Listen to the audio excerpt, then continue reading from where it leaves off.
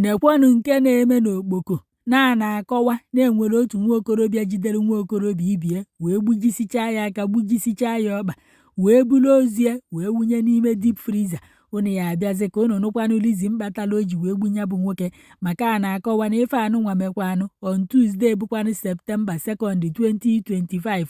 n'ọkwo n'Okpoko ka nke anụnwa na-eme na mmadụ na-aba na-azụ afịa na New Pass. Ọnya ka eme ka ndị mmadụ mata na-enwere otu onye nke bi n'Okpoko na afọ onye nke ahụ bụkwanụ Lebelechi na ọ dịkwanụ 30 years na-enwere nwa okorobịa ibie onye nke dịkwanụ 25 years na onye nke ahụ na-ewepụtabekwana afịa n'ihu akwụkwọ na onye nke ahụ bụkwana ife Lebelechi gburu egbu na Lebelechi bụkwana onye mba bikwa na Anambra steeti. Wee na-akọwa na Lebelechi ji onye nke dị 25 years ụgwọ nke bụ na onye nke ahụ na-agbazi ya ụgwọ nyanye ya ego ya Lebelechi si atọ si echi come today come tomorrow. Ọnya ka o mesizielu Lebelechi wee sị ya na ya bịa na ya dị ya n'Okpoko ka ọ bịazie were nyaba ego o ji na nyaba ego dụkwanụ n'ụlọ na-echi ya ka ọ bịa were onye nke dị 25 years amadobeghị afịa wee jebe na ya dị Lebelechi mma agwụ na ebe unu ya ejene n'ozu ya bụ nke nwoke maka na ọ dụghị ịka akọ arụ na-eme. Ọnya ka o ruoru na ya dị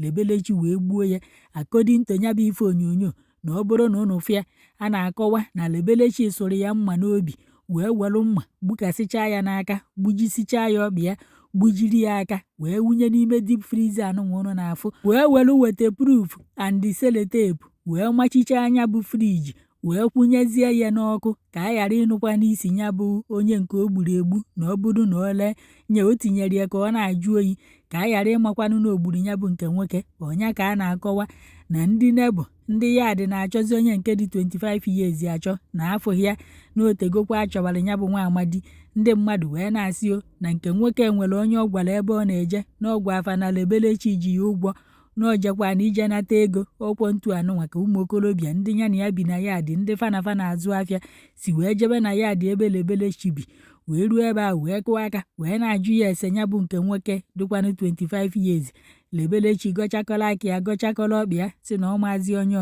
wee sị ya na fa ya emekwanụ nyocha na nzacha na bie n'otego achọba anya bụ nke nwoke achọba ọkwa ya ka a na-eme nyocha na nzacha wee fụzie deep freezer nwanụ amachicha waterproof ka ife a na-achọ ime wee biiru wee tọghee ya o wee buru ozu onye a na-achọ dị 25 years bụ ife dị n'ime ebe ahụ. Ụmụ okorobịa wee kụ Lebelechi ife akụrụ ya bụ sepuretela mande nke bụ na-etigidere ya ife ohe ekutezi ume o wee dapụ ebe ahụ bifo ndị mmadụ wee kpọọ ndị polisi nke nọ n'Okpoko na Ọgbalụ lokal gọọmenti Anambra steeti. Ndị polisi wee gbalụ wee bịa o wee bụ na ya bụ Lebelechi na-akụghị ya tọtọtọ ọkwọ ntu a ka ndị polisi si wee buru ya wee jebe n'ụlọ ọgwụ wee sị ka eje zọọ ya ndụ ọ ya abụọ dụhụ ka ọ gwakwanụ ife batala o ji wee gbuo onye nke dịkwanụ 25 years. And a na-akọwa na ebe ahụ ọ nọ n'ụlọ ọgwụ na ndị polisi bụkwa na egbe wee na-eche ya nche ọ ya abụọ dụhụ ka ọ kọọrụ ife merụ n'ọkwọ ntu a ka ụfọdụ ndị polisi si wee chiyatakwa n'Okpoko ebe ahụ Lebelechi bi wee na-afụzi ozu ya bụ nwa okorobịa onye nke dịkwanụ 25 years. N'ọkwọ ntu a ka ndị polisi si wee buruzie wee jebe ebe a na-echekwaba ozu. Kọmishọna nke ndị uwe ojii nke Anambra steeti Olutugo bụ onye nke nyere iwu ka ewerekwa n'okwu anụnwa wee weje na Anambra steeti CID n'ebe a ka ya nọkwanụ wee neta okwu anụnwa anya ọfụma wee kpekwa n'ikpe anụnwa ọfụma mara ife kpatalụ Lebelechi jikwanụ wee gbu nwa okorobịa ibie o jikwanụ 5 years wee tọọ a na-ekwu na ogburu egbu ogbujisichaa ya aka na ọkpa wee buru ozu ya wee wunye n'ime friji ya na enwekwanụ onye makwanụ ka o si wee gbunya bụ nke nwoke.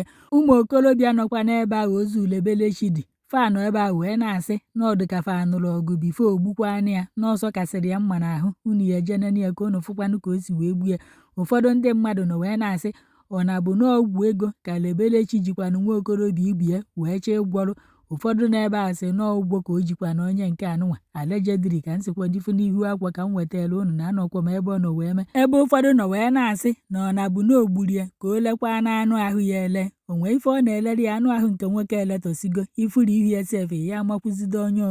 okocha ga afọ letọsichaa gwogwogwogwo ama na friji nwa na ọkụ adịkwa okozili afọ okolo ọkpa ebe niile ya Chineke mekwanụ m ebere ntu a ka o si wee gbu nwatakịrị mmadụ bịalụ ka ọ gbaa mbọ ka ya napụ nne ya ọnụ n'ala napụ ụmụnne ya napụ nna ya na-achụ gịnị a na-achụ ego. Ụfọdụ nọkwa na kọmentị na-asị na ndị nebo nụrụ ka isi na-esi wee sị na ọ na-alụ m Lebelechi ka nya bụ isi na-esi. Ndị nebo wee sị anaghị eme nnyocha na nzacha n'ịmụ na ya. Lebelechi wee jụ ndị nebo nuweta wee mezie nnyocha na nzacha wee chọpụta na ozu nwoke bụkwa na ife o gburu wee tinye n'ime friji. Mana akọdịnta onye weta anya bụ ozi, ọ na-akọwa na Lebelechi ji onye ahụ ụgwọ wee sị ya na ya bịa were ego na onye akpatala o ji wee gbuo ya maka ụgwọ o ji ya. Mmadụ jidekwa gị ụgwọ sị ogo bịa n'ụlọ ijekwa na ndị oyibo emegokwa ife niile ọ dị izi ka a ya esi wee nye ya ego. O rughakwa nke bịakwa ebe nwa bịa were ijekwa na a na-adọkwa ụnụ aka na ntị ụnụ aya anụkwa na-ekwe ka eti wee gbuo onye a na oji weta ego. O nwekwa ike ego nwa elu na 1 million ewere maka ya wepụ ndụ nwa mmadụ. Ọ bụrụ na ị chọrọ inene ya bụ ife onyonyo, ijee na kọmentị ya afụrụ nke dị ebe ahụ obubaghị na Telegram, ijee nene ya fụkwanụ ka nya bụ ozu si wee dị na ife ndị na ebe ahụ na-ekwu gbasara ya bụ ife. Ekenekwanụ m ụnụ.